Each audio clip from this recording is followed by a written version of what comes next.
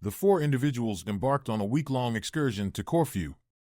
Among them were my wife Kirsty and her lifelong companions from school, Laura, Jane, and Shona. They shared a strong bond and aimed to take a couple of short vacations together annually. While I indulged in golfing weekends during these times, a full week away was unusual. However, they snagged a last-minute deal that was more economical than their usual weekends away.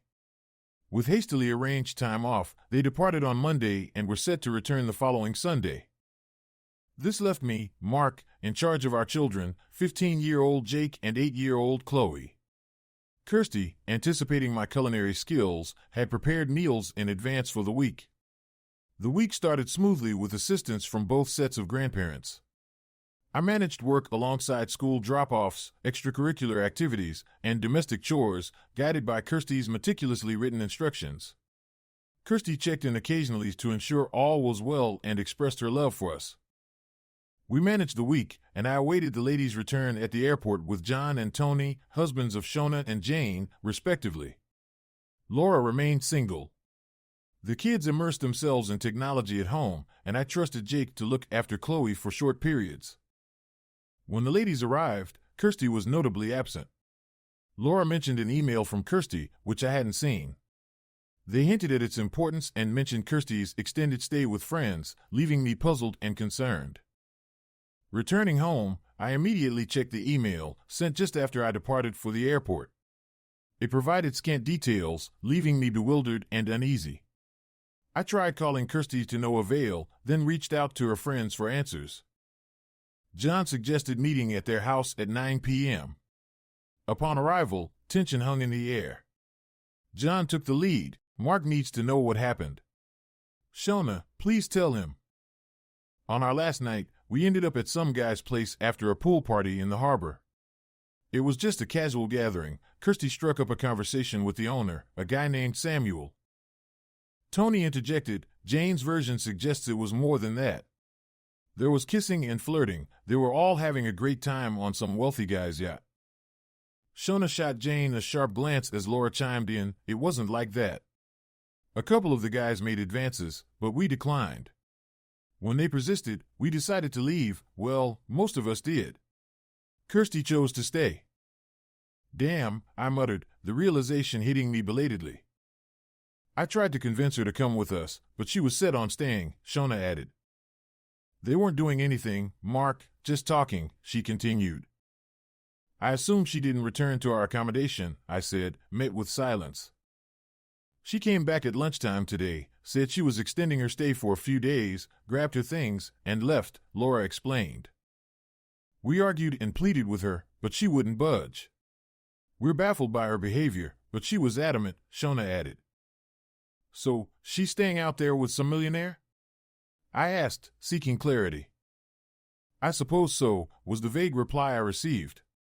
The conversation went in circles, leaving me bewildered. This was uncharacteristic of her, utterly confounding. I mechanically made my way home, tended to the kids, then collapsed into bed, drained yet sleepless, my world in disarray. The next morning, I scrambled to organize the kids for school, prepared lunches, and rushed through drop-offs. Arriving late to work, I incurred my manager's ire for missing the start of a client meeting. All day, work consumed me, and I was tardy fetching Chloe. Thankfully, Shona and Jane, along with their kids, lent a hand at the schoolyard, noticing my frazzled state. They offered to assist with pickups for the week and inquired about Kirsty's email. I could only offer scant details, still clueless. Finally, on Monday evening, Kirsty called. She launched into apologies for not calling sooner, claiming poor signal. Without pause, she detailed a sailing trip opportunity with friends, deeming it too good to pass up. I listened before cutting in. So, you're staying with Samuel on his yacht then? The silence spoke volumes. Mark, it's not what you think, she began, but I couldn't stomach it. What I think is you're living it up with a millionaire, abandoning your family, embarrassing me in front of our friends, and neglecting your kids. It's just a few days, I'll be back Thursday, she pleaded. Don't bother. In fact, don't bother coming back at all. I hung up, seething. What a betrayal.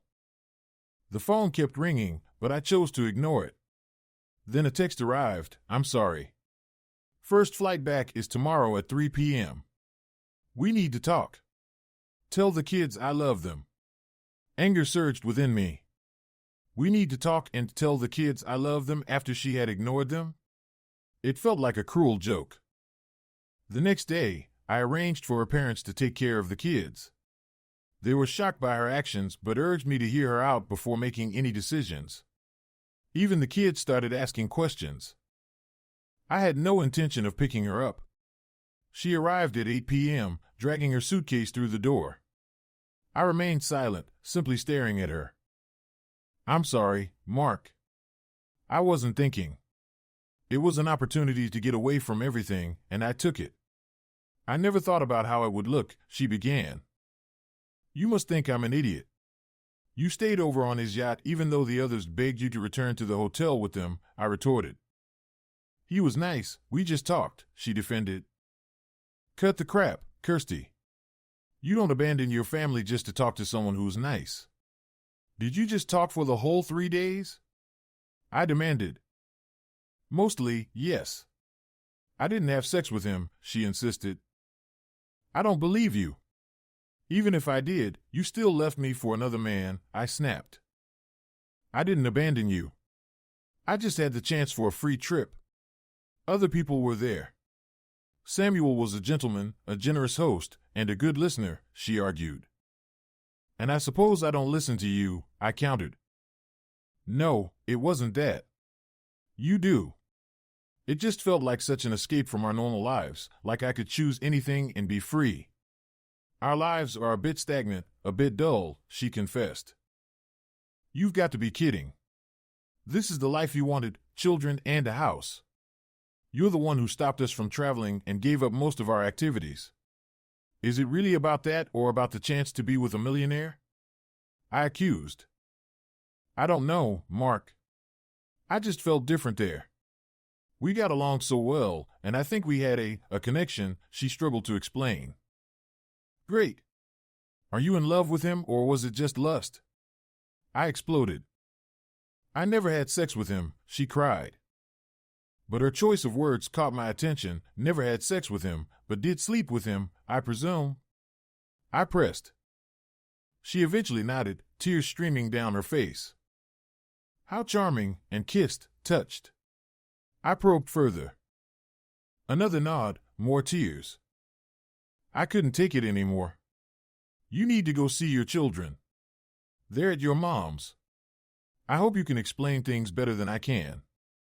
I stormed out, ignoring Kirsty's calls from behind. An hour later, Tony found me at the pub.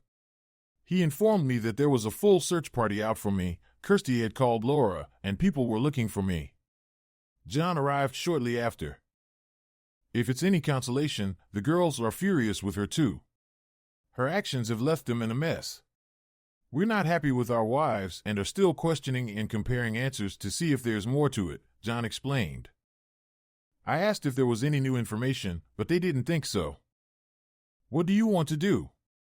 Tony asked. "I have no idea. It sounds like she's in love with that jerk and has disappeared into some romantic fantasy," I replied. Just then, my phone rang. "Please come home, we need to talk." "Nope, just like you, I don't feel like coming back." I ended the call and switched off the phone. Kirsty. It was well past midnight when Tony helped Mark back into the house. I had never seen him so drunk. I tried to assist, but Mark gave me a look of pure contempt. Tony managed to get him into bed, and he fell asleep immediately. As I began to thank Tony for his help, he interrupted. "What are you doing to him, Kirsty? Not coming back was bad enough, but now he thinks you're in love with some guy. He deserves better. This is just cruel. Figure out what the hell you want and stop torturing him with the other guy," Tony said angrily before storming out. I looked at Mark and felt a wave of sadness. Tony was right, he didn't deserve this. I was being selfish. He barely stirred as I undressed him and tucked him in, leaving a bowl, water, and 2 aspirin beside him. I was so confused. Mark was such a good man and a great father, and I was the one hurting him. I still loved him and couldn't explain my actions with Samuel. Maybe it was because Samuel saw and talked to me, not Kirsty the wife or mom. He made me feel special. Regardless, I needed to forget all of that and get back to being a good wife and mom. Just then, I received a text, "Are you okay?" It was from Samuel, but I ignored it. The truth was I was far from okay. I was hurting the people I loved.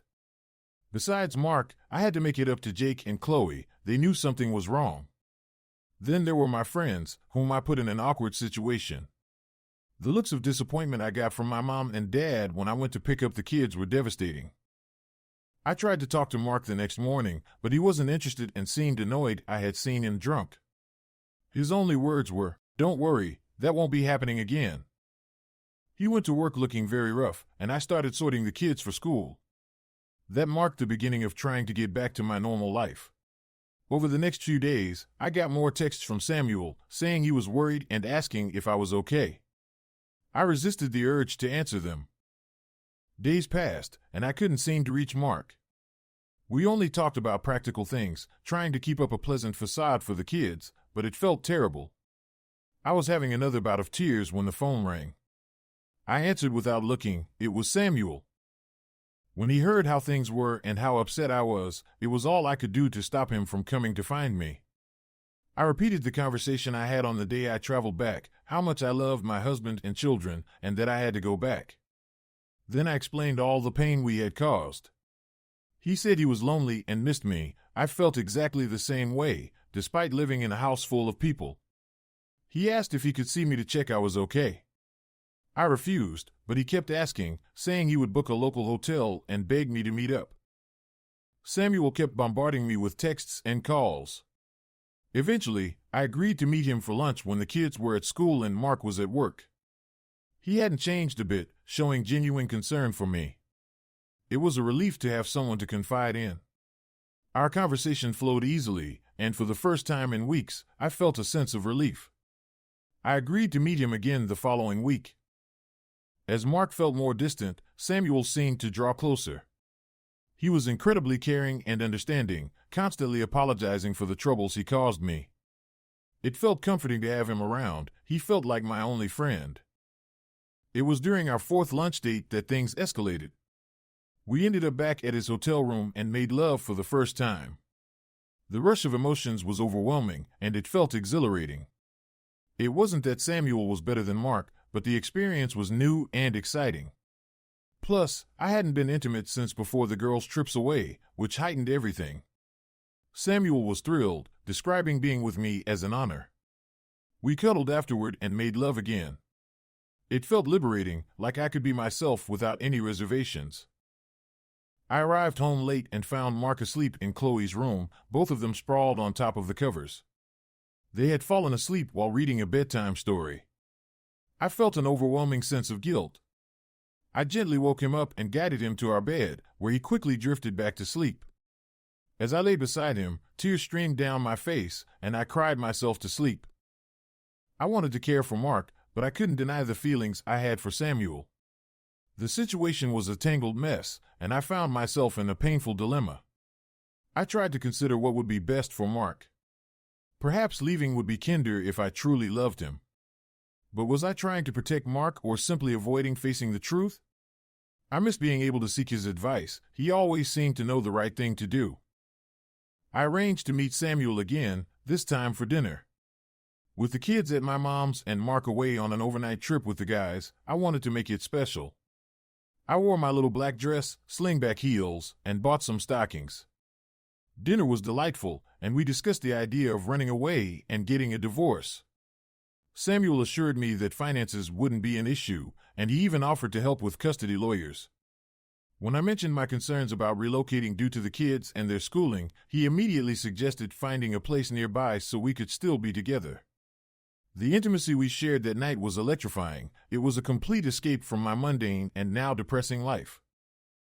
Returning home at midnight, I was distraught to see Mark's car in the driveway. When I entered, he was holding the stocking package in his hand. "Is it him?" he asked, his tone heavy with disappointment. I couldn't deny it, nodding as tears rolled down my cheeks. "So it's hardly platonic," You're dressing for sex. That's nice, something for him that you never offered to me. Let's see, what did you always say? That you should be enough for me, without fancy makeup and lingerie, and that you needed to feel comfortable. So he gets more from you than I ever did, he concluded bitterly.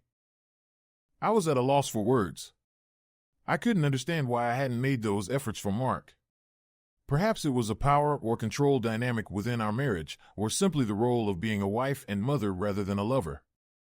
Do you think our entire marriage is dull, or just our sex life? Are there things you do with him that you wouldn't do for me? Mark's questions pierced through me. It's not like that, Mark. I can't explain it. You're not boring in any way. I fumbled for an explanation. Mark always desired more sexual exploration, but I hesitated and often rejected his suggestions. Is that the crux of it? We're comfortable, and he's exciting. Now you're putting in effort, but it's not for us. How much effort have you put into flirting and dinners? Mark's words hit me hard. It all seemed so complacent and foolish now. If only I had put in more effort, perhaps I wouldn't have sought attention elsewhere. The difference between Mark and Samuel wasn't significant. The difference was me and how I behaved with them. I apologized and fled to the bedroom, locking the door behind me. I anticipated Mark kicking the door in and demanding answers, but he didn't. Feeling utterly panicked, I called Samuel. After ensuring I was safe, he urged me to leave and join him. In my mind, my life had become purgatory, and Samuel seemed to offer my only escape. The following morning, I found Mark in the kitchen. He had slept in the spare room. I'm so sorry, Mark.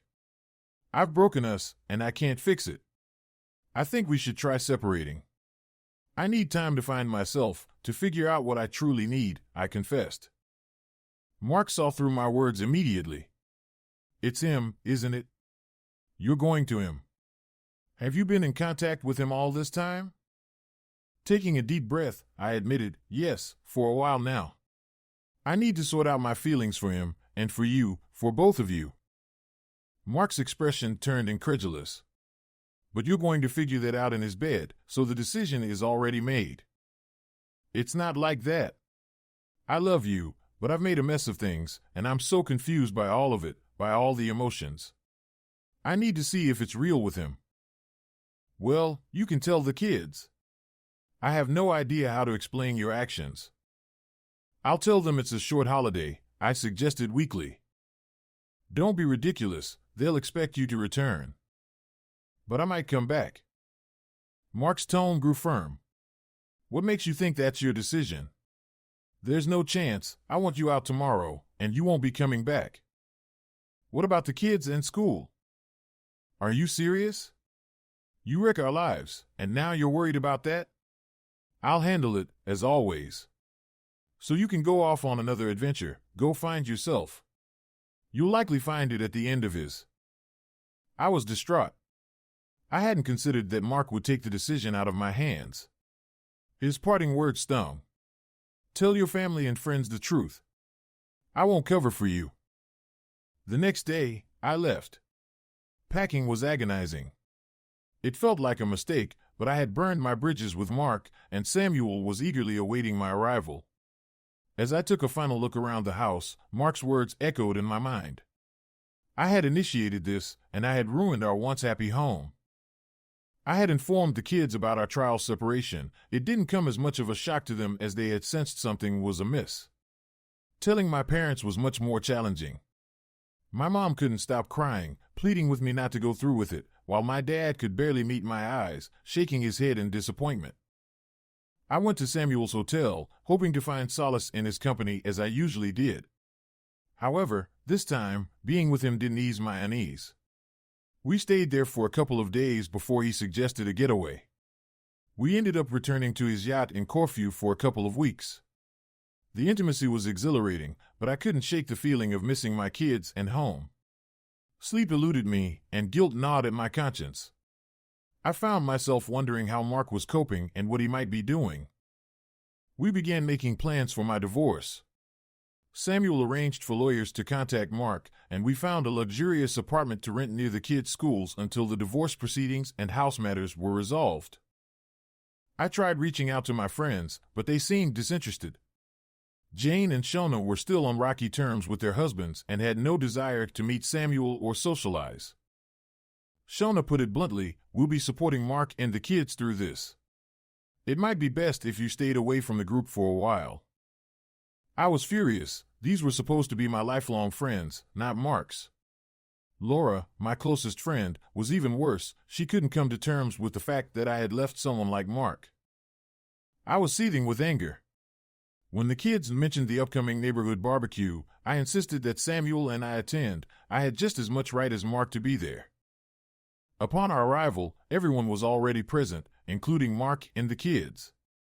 Jane wasted no time in asking us to leave. "Some friend you are." "I've separated from Mark, not everyone else," I retorted.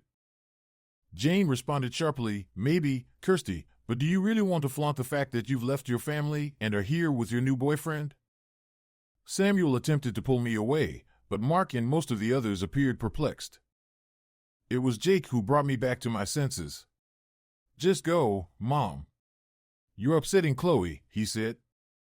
I turned to see Chloe in tears, running to embrace Mark, burying her face into his chest. Everyone's eyes were on me as Samuel led me out. I felt devastated. It seemed like I was losing everyone, not just Mark. Mark, she wasted no time in filing for divorce. I dreaded the thought of losing the kids and my friends. I could envision myself becoming one of those weekend dads, slowly losing touch, struggling to find ways to entertain them, anything to avoid taking them to some dreary apartment. I had heard enough horror stories, and her new man had enough wealth to legally bury me and impress the kids. I dreaded hearing about their first trip on his damn yacht. Fortunately, Tony and John proved to be invaluable friends during this tumultuous time.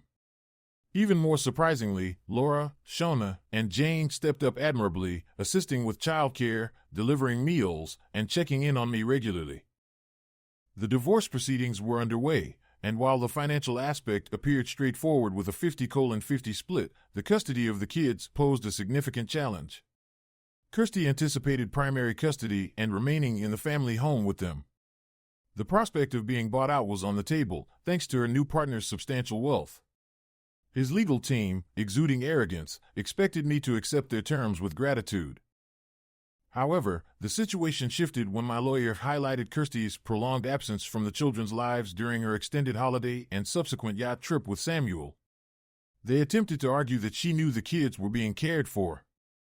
My lawyer countered, indeed, cared for by their primary caregiver and the consistent presence in their lives. Furthermore, Jake insists on living with his father, and Chloe adamantly wants to stay with Jake. I hadn't influenced the kids' decisions, but I was immensely proud of how Jake supported Chloe throughout the ordeal. While I tried to shield them from the worst of it, Tony and John's children provided them with a supportive environment. Tony's house, equipped with a granny annex, became a comforting retreat for us, where we often spent the night. The familiarity and routine among close friends alleviated much of the strain. Concerns from the legal team prompted a proposal for joint custody. While I contemplated pushing for sole custody in court, I deemed it wiser to seek a compromise for the children's sake. Eventually, we settled on a shared custody arrangement, with each of us having the kids for half of the week. I secured custody from Wednesday night to Friday and retained them if it fell on my weekend. Additionally, I insisted on both of us having the freedom to attend their school and extracurricular activities. The fate of the house became a point of contention. I declined their offer to buy me out and insisted on its sale. Although I suspected Samuel was content with this outcome, I knew it would disappoint Kirsty. Genuinely, it was regrettable. As for living arrangements, Tony generously offered the annex for a nominal rent for as long as we needed. It was a considerable relief from our previous mortgage burden, allowing me to allocate funds elsewhere until we found a permanent solution. On the day we were to finalize the divorce papers, Kirsty visited me. She reflected on our past and the strength of our relationship. I suggested dwelling on the past wouldn't benefit either of us. Then, unexpectedly, she uttered those words. "Maybe we shouldn't go through with this." Losing my patience, I responded, "You're the one who initiated the divorce and rushed into it, and now you're having second thoughts. Are you serious?" "Perhaps I am. I left because I thought you'd never forgive me for my actions. I made a mistake and only dug myself into a deeper hole." "What's wrong? Isn't everything perfect with your new man?" "He's not you. I miss us and our life together." In that moment, memories of a happy life with Kirsty flooded my mind, the dreams, plans, and conversations we shared. Yet, it was all a facade. She wasn't the person I thought she was. Shallow, that's the word that resonated with me. "Just sign the papers and leave, Kirsty." Back at the pub to celebrate my divorce with the lads, John proposed something unexpected. "We're happy to get drunk with you, but perhaps we could do something more meaningful. What do you want from life? The bigger picture? The meaning of life and all that jazz." That was deep coming from John. I had no immediate answer, but it occurred to me that I might have options, dreams, things I enjoyed beyond mere survival. While the kids remained my priority, perhaps I could pursue activities that brought me joy. On the days without the kids, I delved back into cycling, jogging, and hiking, gradually restoring my self-esteem. Being replaced by another man was a bruise to my ego. Yet, engaging in activities I loved brought about natural fitness and weight loss, boosting my confidence. Even the kids started joining me in some of these activities. Shona attempted to set me up on dates, but I wasn't ready and felt hesitant. The idea of starting anew with someone was daunting. Shona, Jane, and Laura extended invitations for dinner with their families frequently, with Laura even providing us a meal every Thursday. The kids appreciated it, although my culinary skills were still a work in progress. I questioned Jane about their kindness toward me, considering they were more Kirsty's friends than mine. She chuckled, "What's great about you, Mark, is that you're oblivious to how much people admire you. You've always been there for us and our kids without a second thought. We're just returning the favor." I was genuinely touched, feeling like a bashful teenager. I began organizing weekend trips with the kids, filled with sports and outdoor adventures. They relished it, and so did I. Often, we'd venture out with other families and Laura. During Kirsty's custody days, I embarked on challenging hikes and bike rides, escaping to the mountains. The thrill returned, prompting me to reconnect with old climbing buddies. Reviving those friendships was rewarding, regretting how I'd let them slip away amidst marriage and parenting. Living in the annex meant fewer household chores, leaving me with some extra cash. I saved up and treated the kids to a trip to the Andes during summer, including a visit to Machu Picchu. They were enthralled, already planning our next adventure, perhaps the Alps, as my climbing pals were exploring options there too. Things took a strange turn after that. I couldn't shake the feeling that Laura was flirting with me a bit, and Kirsty seemed to linger longer in conversation every time we exchanged the kids. From Kirsty's perspective, the kids called from their holiday, brimming with excitement. Even Jake seemed to shed his usual teenage aloofness. I stumbled upon Mark's social media picture of him and the kids at Machu Picchu. Scrolling through the kids' pages revealed countless snapshots of breathtaking locales, swimming adventures, flights, and thrilling escapades. It made me wonder if I had been the one inhibiting him from experiencing such joys before. His life now seemed far from mundane. Mark's profile displayed some intimidating climbing images, with faces I vaguely recognized from our wedding day. But what struck me were the camping trips and barbecues with Jane, Shona, and Laura, along with their families. I couldn't make sense of my feelings until I realized it was jealousy, surprising, considering I was the one who had opted out of that life. When I suggested a holiday on the yacht, the kids weren't keen. They still hadn't warmed up to Samuel. Inquiring about their ideal vacation, they expressed preference for Dad's company because he does stuff. Disney, however, piqued their interest. Samuel didn't seem thrilled. Living with someone was starkly different from occasional meetings. Once the initial excitement faded, I noticed Samuel was strikingly similar to my ex-husband. He was nice, but no better than Mark. Both were fundamentally good men. Samuel struggled to adapt to life with children and the time it consumed. We couldn't just whisk away on trips at any moment, leaving them behind. The kids weren't enthused about city breaks, fancy restaurants, or the hotels Samuel favored. Despite his efforts, he began to resent adjusting everything around my former life. I yearned for my friends and the sense of family togetherness. Most of all, I missed Mark. Thoughts of him frequented my mind, reminiscing the quiet solace of our companionship. I longed for his presence, my confidant who offered sage advice and a reassuring presence. My gut told me it was Mark whom I truly loved, the one who had supported me through life's trials. This was a dreadful time, but Mark was absent to lend a hand. I had discarded him, a realization that brought tears to my eyes. When I dropped the kids off, Laura was there. It felt good to see her. Among everyone, she had been my closest friend. But it had been ages since we had a real conversation. The kids rushed inside. Laura mentioned bringing over a meal, and I expressed gratitude for her help to Mark with the kids, acknowledging her as a good friend. We bantered about Mark's lackluster cooking skills. We inquired about each other's well-being, exchanging polite niceties.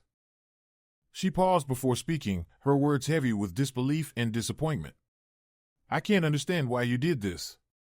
I was fiercely protective of you until Mark came into the picture. You two seemed perfect together. Then, with the kids, it felt like you had everything I ever wanted. I was envious. And then you threw it all away. Struggling to find an answer, I replied, I don't know. I got lost in something, and by the time I realized, it was too late. Well, I hope your loss becomes my gain. Confused, I asked, what do you mean? I used to joke that if I had met him before you did, I would have snatched him up. But I wasn't entirely joking. Mark and I have always gotten along so well, and he's far better than any of my past boyfriends. You were foolish to let him slip away. But you can't. I can, and I will. If he'll have me, that is. He's still hurting, but I'll help him heal. Feeling a surge of frustration and jealousy, I watched Laura walk away, noticing a skip in her step. Wiping away my tears, I entered the annex. The kids had retreated to their rooms, likely absorbed in their phones or laptops. Mark was attempting to heat up Laura's meal in the kitchen, looking trim, handsome, and utterly bewildered by the microwave. I asked if we could talk, and he nodded, a hint of confusion in his eyes. Mark, what advice would you give a friend who made the biggest mistake of their life and didn't know how to fix it? It's hard to say without knowing the mistake, he replied cautiously. Isn't it obvious? I said, my voice breaking. He shifted uncomfortably. I'm sorry. Sorry for everything. I want to come back. He appeared genuinely taken aback. Honestly, Kirsty, you did me a favor. I lost myself trying to fulfill your expectations and maintain our marriage. I love my life now, traveling, spending time with the kids and friends. I used to work tirelessly to provide for our family, but now I'm pursuing my passions. Anything feels possible. Remember what you said about needing to find yourself? Well, I think I've done just that. I've found me, perhaps. But what if you could have all of that and someone special to share it with? And does Samuel know about this sudden change of heart? He asked. I shook my head. So you're still unsure, hedging your bets. I thought I was too dull for you. Has the thrill with him worn off already? I never meant that, and you've certainly proven me wrong now. If anything, I regret holding you back, not giving you everything. Your zest for life, it's undeniable. I'd beg if it would change anything. Mark took a deep breath. No, it wouldn't change anything, the impact on the kids and on me. I realized I didn't know you, could never trust you again. We can be civil for the kids, but that's it. I tried to leave before tears overwhelmed me. Despite my efforts, I broke down again when I returned to the apartment. Samuel noticed and asked what happened. Through tears, all I managed to say was, Mark. If I expected comfort, I was mistaken. Samuel looked through me. You still love him, don't you? I couldn't find words, just tears. A few days later, Samuel returned only to collect his things. He never came back, and I never reached out to him. Before I could attempt to reconcile with Mark, it was clear he and Laura were a couple. She was always there when I dropped off the kids, and I'd never seen her happier. Mark looked at her the way he used to look at me.